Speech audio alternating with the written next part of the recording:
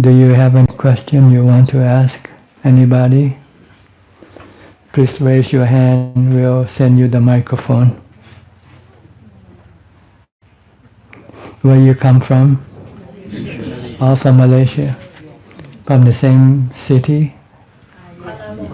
KL. From KL. How many of you? 22. And where have you been so far? You stay there? Yes. How many days? 2 nights.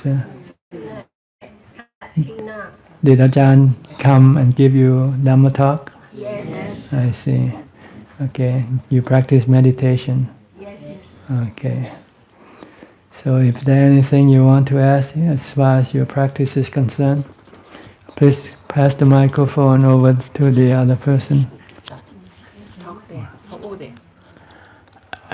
Good afternoon, Reverend. I would like to ask you if meditation is the only way to get to Nibbana. Yes, not the only way. You need other things to support your meditation. You need to keep the precept to allow you to have the time to meditate. If you don't keep the precept, you might go do something bad, and then you might have to go through the legal system. Then you won't have the time to meditate. So you have to be law-abiding citizen. Keep the precept. Don't hurt other people, because when you hurt them, they'll come and hurt you. So you want to, first of all, keep the precept, especially the 8th precept if you want to meditate, because the 8th precept will prevent you from going to do other activities, such as sleeping with your wife or your husband, eating too much, going to entertainment venues, do other activities that will take away the time of your meditation. You want to concentrate all your effort and time on meditation if you want to get to Nibbana. At first you might go to stay in temples like you do now for a few days at a time, just to take a glimpse of what you can get from meditation. Once you can see the result and you like it, then you would want to commit more time to your meditation. Eventually you might go and live in the temple, either as a monk or as a lay precept, 8 preceptors. But you want to commit yourself to meditation, because that's what will bring you true happiness, the happiness of Nibbana. Okay? Is that all? Bante. Okay.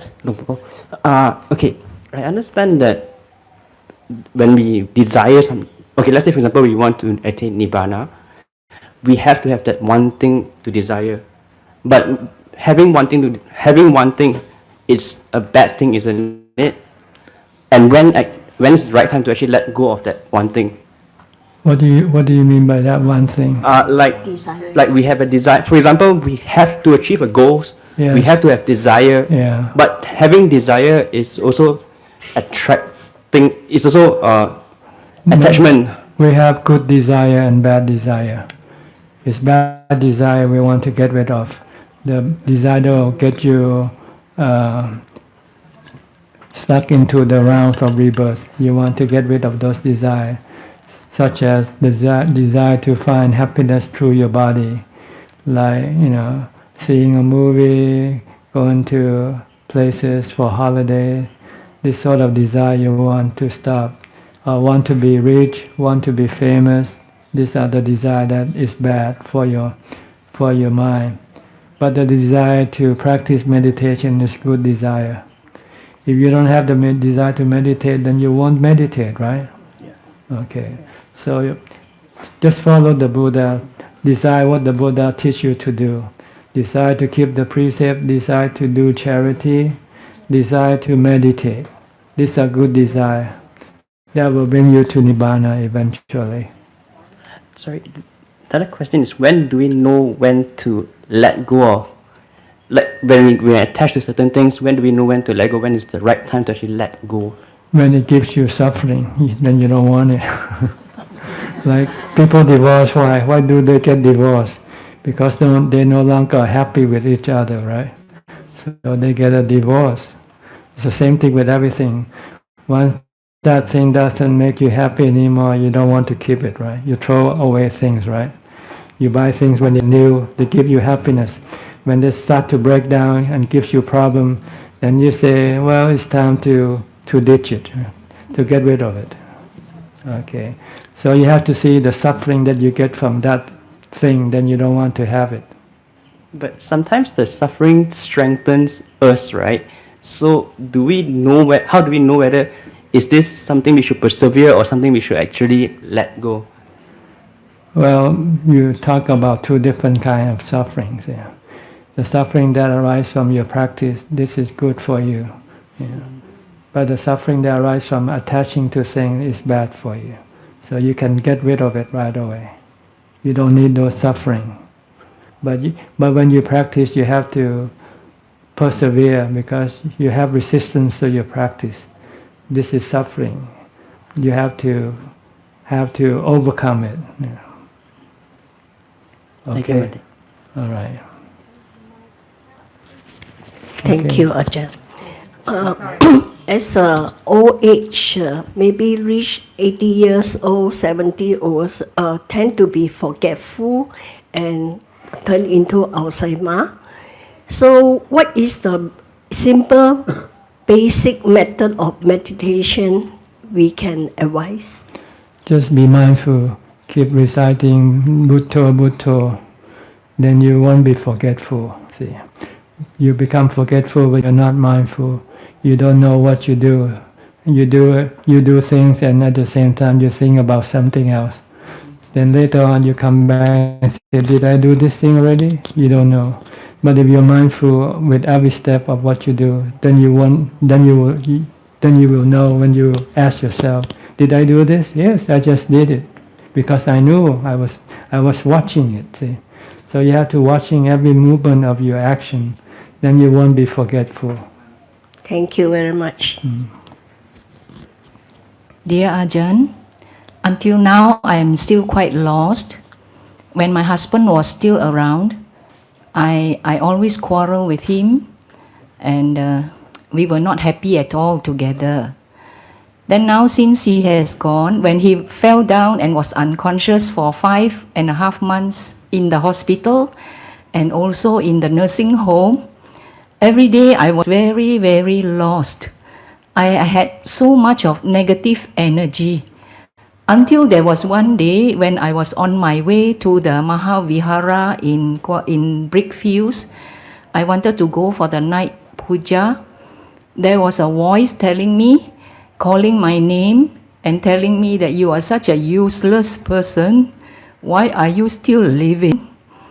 And I didn't know how I managed to reach the vihara and finish the puja. And after the puja, I could reach home safely. I thank you so much to all the devas who had been helping me, I think. Then from then on, actually all my life, since I was very young, I had this phobia with me all my life. Whenever there are people around me, I don't have this fearfulness. But when I am left alone, even in a sacred place, even in the shrine hall, I feel fearful. Why is that, Ajahn?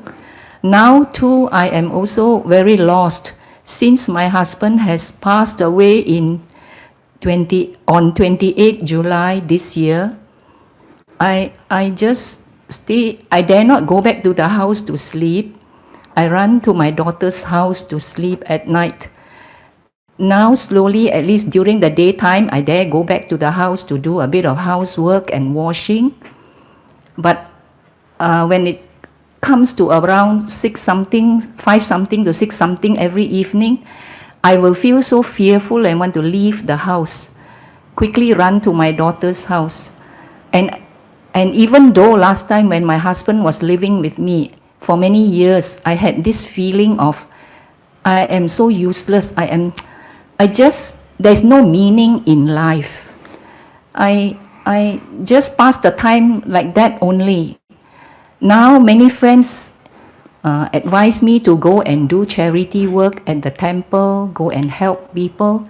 But sloth and torpor seems to come to me all the time.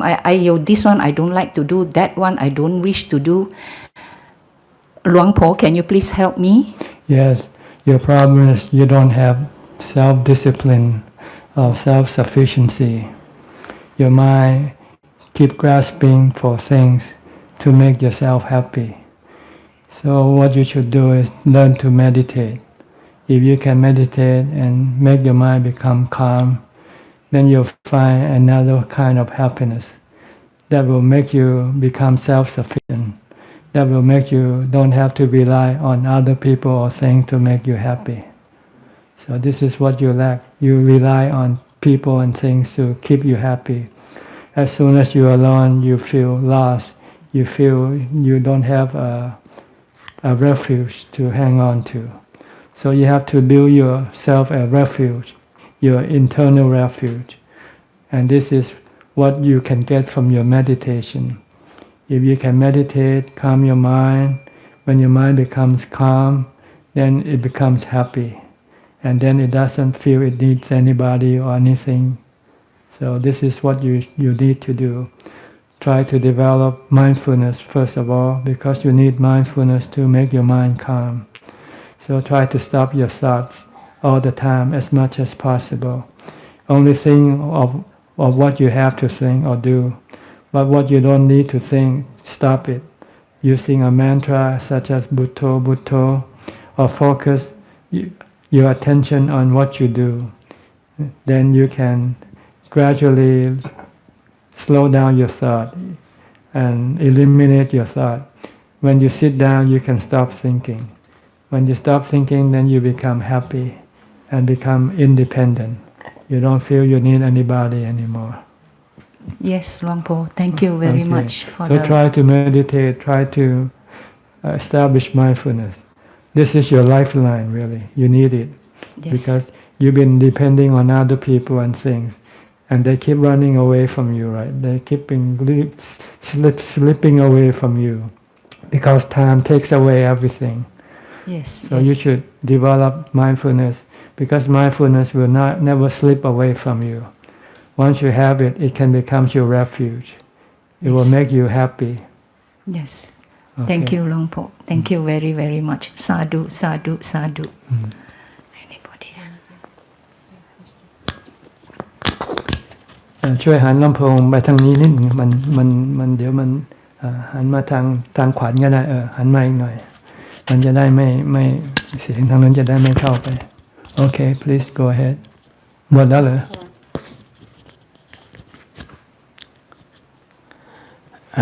Reverend, this is a follow-up question to what I've asked you earlier regarding meditation. My problem with meditation is I cannot sit down. My leg, I couldn't bend it. You can sit in another position. You can sit on a chair. It's not necessary to sit cross-legged if you cannot. It would be better if you can sit cross-legged. But if you cannot, then you just have to sit in other position. And even if you can't sit, you can walk. You can walk meditation. You can do walking meditation. Okay. Because what you do is not with your body, you do with your mind. You try to stop your mind from thinking. So you can do it in any position, walking, standing, sitting, or lying down. The problem with lying down is you tend to go to sleep. So you want to avoid that posture. But the other three you can do it. Standing, walking, or sitting. Whichever is good for you, is possible for you, then you can use those positions. But of course, if you want full concentration, you want full samadhi, you need to sit down. But you can sit down on a chair, on the bed, without having to cross your leg. You can get concentration that way also. Okay.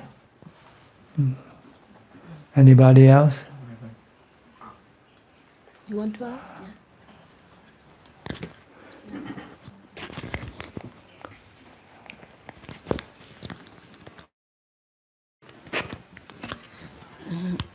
Ajahn, I'd like to know how to manage responsibility and letting go when you are doing meditation. You have to know the limit of what you need to do, and the priority of things, which come first, which is more important. If you have to choose between your mind and your body, then your mind comes first. So if your responsibility to your body hurts your mind, then you have to stop. If whatever you do hurts your mind, then you have to stop. It means you are doing it over the limit. Just manage things under the ability of your mind. Once you start to stress your mind, then you should stop. Then you should let go. Because nothing is more important than the mind. Nothing can give you happiness like the mind can. The body can give you happiness, but briefly. Eventually, it's gonna die anyway. So it's a waste of time trying to take care of your body, which eventually you're gonna lose it. But you won't lose your mind. But you can make your mind go crazy by trying to look after your body, overdoing it. Do it just enough, up to the limit that you can do. Once you know it's over the limit, then you have to stop. If you want to protect your mind, if you want to keep your mind happy. Thank you. Okay. Ajahn, do we have to get into jhana for us to contemplate, to stop thinking? Well, jhana is the result of yours. You stop thinking. See, if you don't stop thinking, you cannot enter into jhana. So you have to butto, butto, butto. Eventually, it will stop thinking. Then you'll enter into the jhana. This I'm talking about the fourth jhana. When you're reciting butto, you're actually in the first jhana already, because you're concentrating your mind on one object. Yeah. So you more or less is in a jhana state, but still active jhana. You want to go to the still jhana, or the fourth jhana, in which all that is left is just equanimity and knowing, just merely knowing without any thoughts around. That's when you experience the happiness that is the greatest kind of happiness of all. The happiness that arises from a still mind. Once you are happy, then you can then decide which is good or which is bad for you. If you look at everything else besides the mind, you know they are bad for you, because they don't last. Everything is impermanent. They might give you happiness today, but eventually they're going to be gone tomorrow. So it's better not to rely on them to make you happy. So this is the basis of your vipassana or wisdom, to see that everything that you used to rely on to make you happy is not really good, because it cannot last. But the happiness that you get from your jhana will last forever. So you switch your method of making you happy. Instead of using your body, using people to make you happy, you use your jhana to make you happy instead. Then you won't have any suffering, because you won't feel sad when you lose people or things, because you no longer needed them. They can stay or they can go. It doesn't make any difference, because you can be happy without them. Okay. When you're in jhana, in the fourth jhana, you can sidetrack and try and develop psychic powers. That's not the intention. Right. For some people, they used to have this ability in past lives. Once they got into fourth jhana, they will start getting psychic power, like contacting the spiritual beings, or go into the past, collect past lives, or read the mind of other people. This can happen. But the Buddha said that you shouldn't let your mind go in that direction, because it will then destroy your capability to withstand your defilement, which is equanimity and happiness from being still and calm. If you go by the way of psychic power, when you come out of your meditation, you will be just like before. You won't have any strength to resist your defilement, your cravings. You won't be able to use wisdom to tell you that which is good or which is bad. But once you have completed your job, you have eliminated all your defilement, then you can use your psychic power for the benefits of other people. Just like the Buddha did. After he became enlightened, he could use his psychic power for the benefit of other people, like teaching all the devas, the spiritual beings. He teaches the spiritual beings every night. He teaches his mother, who died 7 days after his birth, and she was born in the heavenly realm, and then she taught her to become a Sotapanna. He needs this psychic power to do so. Without psychic power, then he can only teach human beings. All right? Okay, thank you. Okay. So don't worry, if you meditate and you don't have psychic power, you should consider yourself lucky. Because you have no temptation to tempt you to go out of your way. Yeah. Then you can stick to your path, the noble eightfold path. All right? Anybody else have any question? If not, we'll have to end this session. Okay? Okay. I'll give you the blessing first. Okay. Anumodana.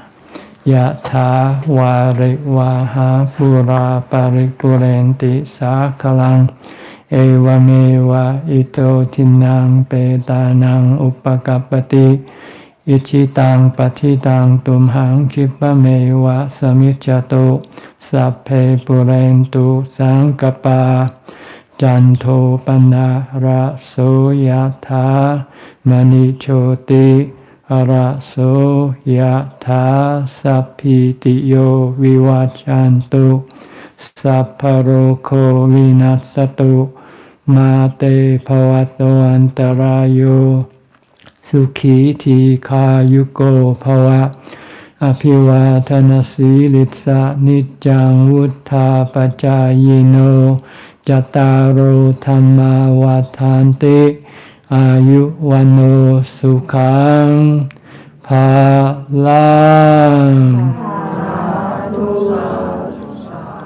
If you want books in English, you can go pick up over there in the other building. We have books placed on the shelf. You can pick as much as you want. All right. We have more in packages, but we got some up to put them on the shelf, so you can go take a look. And if it's not enough, ask one of the person over there. They can tell you where you can get them. All right. May you all be well and happy, and advance in your path to enlightenment. Okay.